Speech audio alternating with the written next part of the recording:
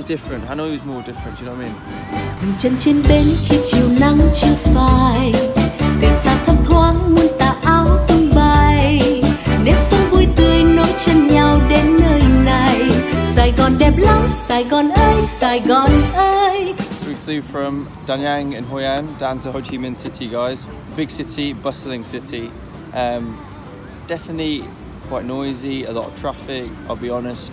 And it's one of those classic, you know, the big cities. You can probably see the skyline in the back, actually. You can see how big and bustling the city is. But it's really nice. We've had some lovely weather. Just had a dip in the pool now, which has been great. I saw the Mekong Delta yesterday, which was fantastic. Had a really nice tour there, met some lovely people. And also we managed to see the museums, which were, I don't want to use the word great, but I want to use the word significant, because I think it's important to appreciate the history.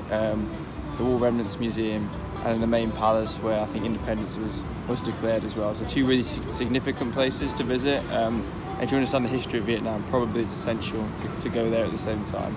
Okay guys, as always on these trips, there's a few things which surprise you along the way. I think I've mentioned a few, but one probably is the mopeds. I knew that mopeds obviously are a big thing in Vietnam, but the extent to how, you know, frequently they're used, how almost everybody uses the moped was interesting.